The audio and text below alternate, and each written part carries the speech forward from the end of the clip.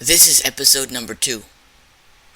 If you're not quite sure what's going on, this is The Kingdom of Heaven is Like MiniSeries. Yep, still wearing the same thing. And going forward from Matthew chapter 5 verse 10, which looks like this, but we're actually going to go to the next one. And thanks to what happened one particular night and knowing a little bit more context, I know I want to look for 17 through 20.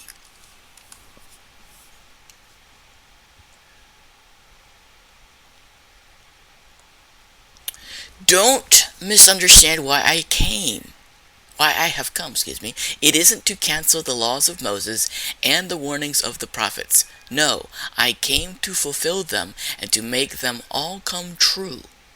With all the earnestness I have to say, every law in the book will continue until its purpose is achieved. And so if anyone breaks the least commandment and teaches others to, he shall be least in the kingdom of heaven. But those who teach God's laws and obey them shall be great in the kingdom of heaven. But I warn you, unless your goodness is greater than that of the Pharisees and other Jewish leaders, you can't get into the kingdom of heaven at all. There's a pretty stiff limitation in Matthew chapter 5 verse 20 of who is not going to get into heaven. And it's unless your goodness, unless the way that you see yourself of being good, unless that way of good is greater than the Pharisees, you won't get into heaven. Now, what are the Pharisees? The Pharisees believed that their good works had to be seen by men. So the only way that you can know that you will not be denied by Jesus is if your good works are not being done to be seen. So, bringing in the black notebook and scrolling,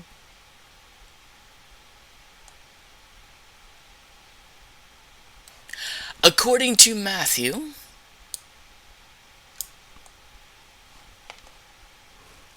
the scroll bar, it's a little bit more precise.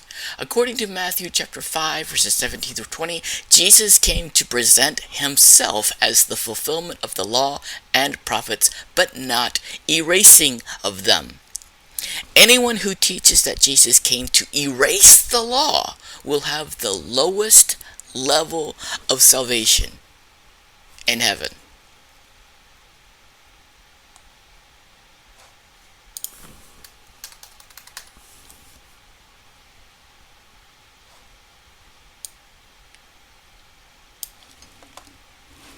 Alright, bringing in the white notepad as soon as I get it spaced out here. Just going to make a big old one like I did with the other one.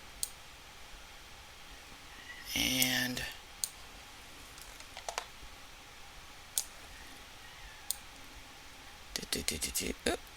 there we go. Put it about right there. Again, as I'd said before, I'm typing from another screen, but here we go. The order of importance in the Bible is that the priesthood is the most important, as they are the ones who judge out of the book of laws to determine who is upright and moral and who is evil and should be put out.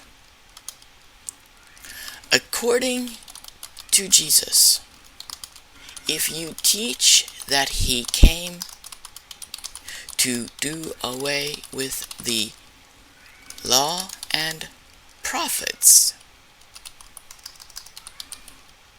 You are evil and should be put out.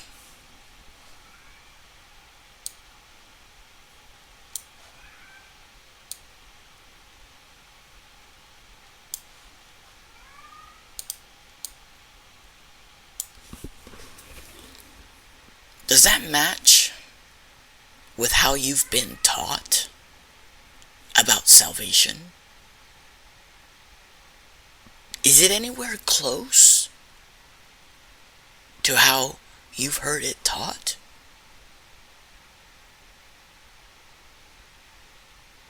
If you're hearing that salvation is about going into heaven, you're a third correct.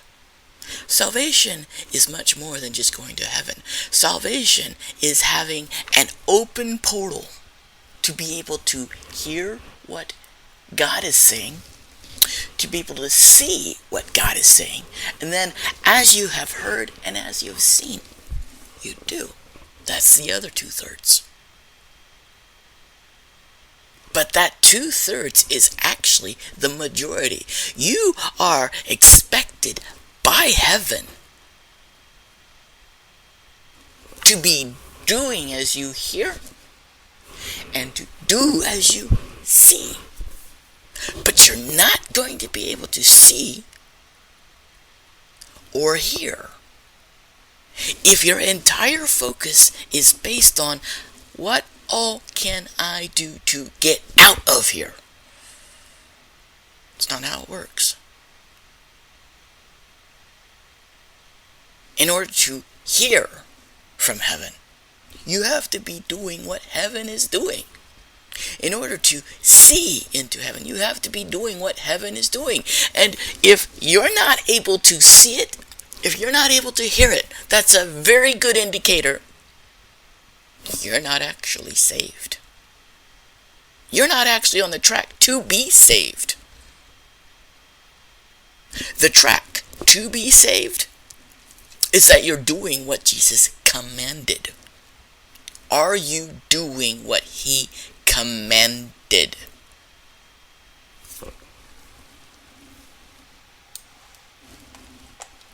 He was not put on this earth to erase the law and prophets. And unless your goodness is better than the Pharisees who do all their good works to be seen, unless you are doing works whether they are being seen or not, or in my case last night, whether they're being heard or not, if you're just doing it because God told you, and the enemy is so against you, make sure that your mute is on.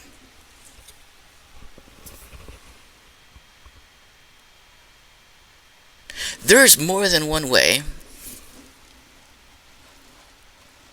that the devil can mute your message. The most common way that he will mute a message is to make sure that you cannot actually hear what heaven is saying. That you cannot actually see what heaven is saying because you're listening to the second heaven and you're seeing the second heaven. And Norm, how in the world does that happen? How do we stop doing that? You agree that you're guilty of doing it. It seems very counteractive, but I'm telling you, from 5 years of doing this, it works. And it works with stunning clarity, and it works with stunning immediacy, if that's a word. It works so incredibly quick, so incredibly faster than all the ways we've ever seen miracles. Norm, what are you talking about? Talking about a lifestyle of repentance. We are accused daily. What are you agreeing to?